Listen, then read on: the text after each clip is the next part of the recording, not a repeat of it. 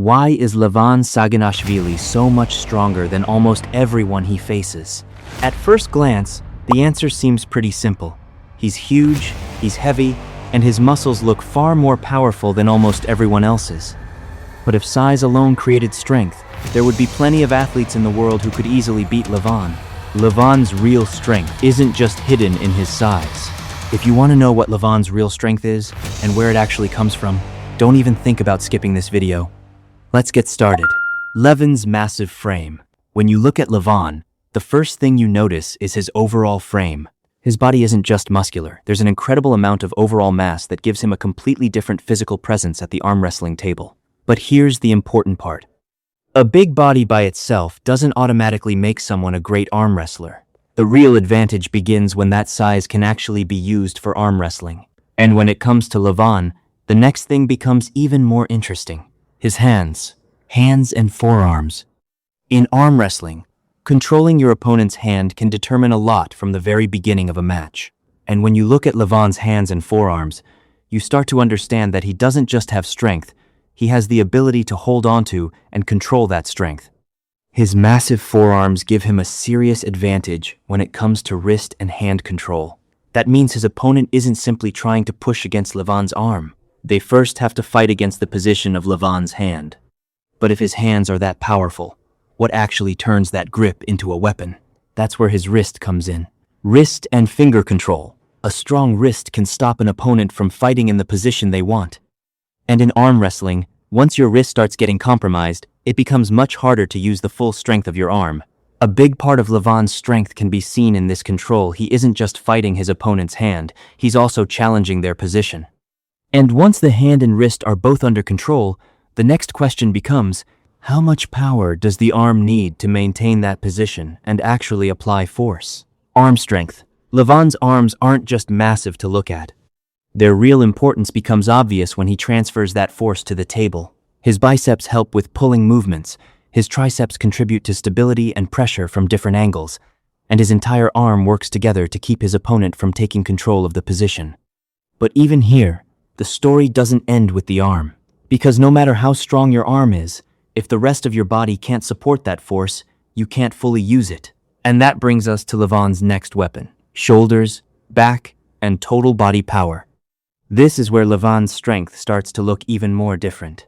When he applies force at the table, it's not just his arm doing the work. His shoulders, his back, and his entire upper body help support that movement. So his opponent isn't really fighting against just one arm.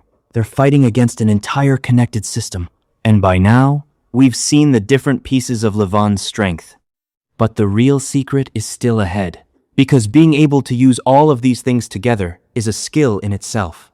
Leverage and technique. Imagine two athletes with almost the same amount of strength. Even then, one athlete could still control the other pretty easily. Why? Because knowing how to use strength in the right direction is just as important as having the strength itself. When Levan's body structure, hand position, wrist control, and table positioning combine with his raw power, it becomes extremely difficult for his opponent to find the right angle against him. And that's the difference between simply being strong and knowing how to take advantage of your strength.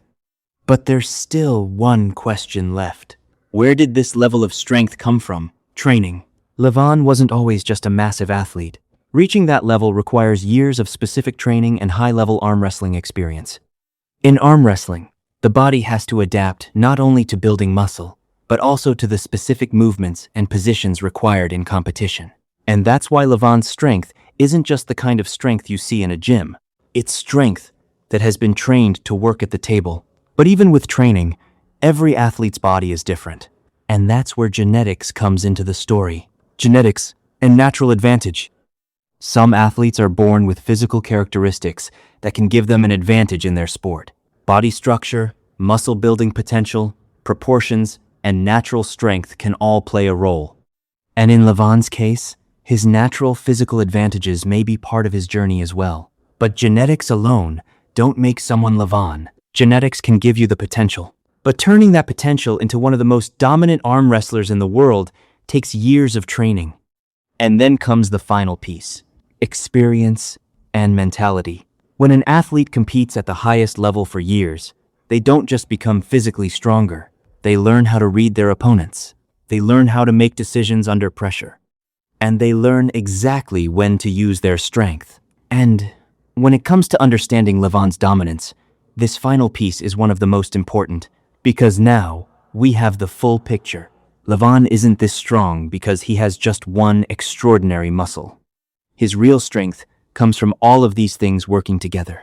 And that may be exactly why, when Levan sits across the table from an opponent, they don't just see one incredibly strong arm. They see an entire system that is extremely difficult to break. Now you know how Levan became so powerful. But can anyone actually beat Levan? If you want to find out, click on the video on your screen.